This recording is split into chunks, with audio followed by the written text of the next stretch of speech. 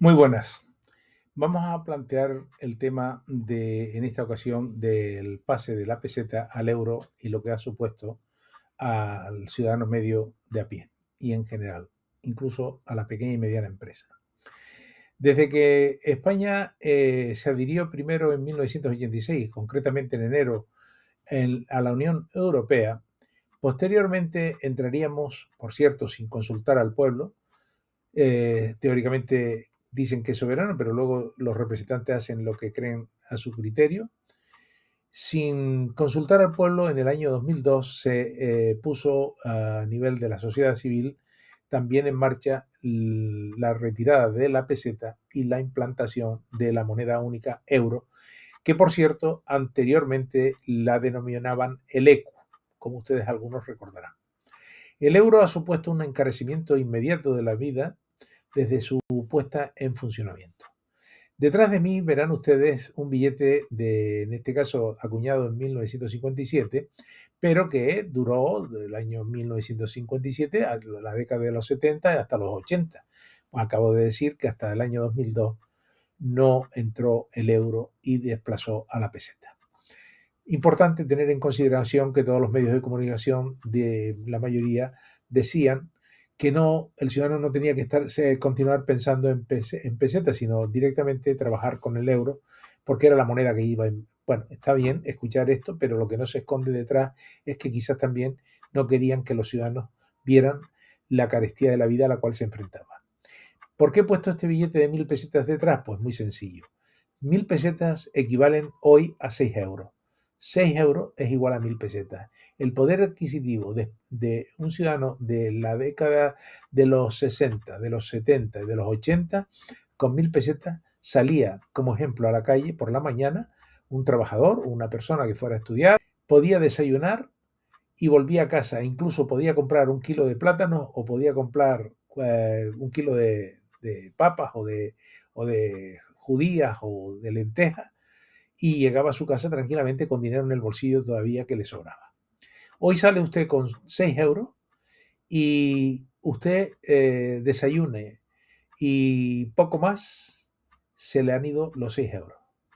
No vuelve a casa seguro, salvo que usted sea una persona muy ahorrativa y que no entre a tomar nada más que un café. Porque el café en esta época que hablamos de los años 70 y 80, yo lo recuerdo perfectamente según la categoría del lugar que usted fuera a tomar el café o el cortado, podría ser 30 pesetas, 40 pesetas, 50 y en los más caros 60 pesetas. Pues mire usted, un euro son 166,386 al cambio. Por lo tanto, subió todo inmediatamente. 66%. Esto ha supuesto un encarecimiento enorme de la vida porque los salarios no han subido en la misma proporción. ¿De qué me vale que usted gane 1.500 euros al mes de salario mínimo interprofesional si realmente cuando usted va a alquilar una vivienda le vale 800, 600 o 1.002 el alquiler dependiendo el lugar? Porque esto de la vivienda vacacional ha sido otro de los problemas gravísimos que siguen sin querer afrontar. Pero ojo que no le echo la culpa a los políticos, porque el ciudadano es el que vota. Y si el ciudadano es igual que el que está arriba, lo que está abajo está arriba. Es el hijo de un vecino. Entonces resulta que estamos sufriendo un encarecimiento de la vida desmesurado. Usted sale de su casa, repito, con 1.000 pesetas en su día en los años 70, 80 o 90 del siglo pasado, y volvió usted a su casa con dinero todavía en el bolsillo. Hoy sale usted con los 6 euros, que es el equivalente, y ya le digo, con coger simplemente digamos, un pequeño desayuno a media mañana de una pulguita, un bocadillo, un café o una cerveza o un refresco o un zumo de naranja, ya se le han ido a usted los 6 euros casi seguro, dependiendo de donde usted vaya a desayunar.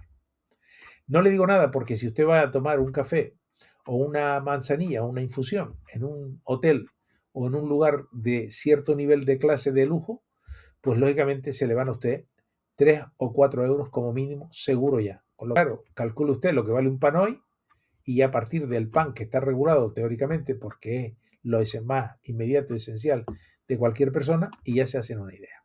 ¿Qué se ha perdido la soberanía a los países? Pues, por supuesto, porque los parlamentos nacionales de los Estados miembros legislan o regulan a remolque de las directivas y de los reglamentos europeos, es decir, de la legislación que sale de Europa. La gente dice, los británicos salieron. No, mire, los británicos nunca estuvieron, entre otras razones, porque nunca abandonaron su moneda, la libra esterlina. Y mientras un país no abandona su moneda, es soberano. En el momento que tú abandonas tu moneda, ya no eres soberano, sino legisla a remolque, como le está pasando a todos los países miembros de la Unión Europea, de lo que diga una Bruselas que nadie entiende, porque ni siquiera hablamos un mismo idioma.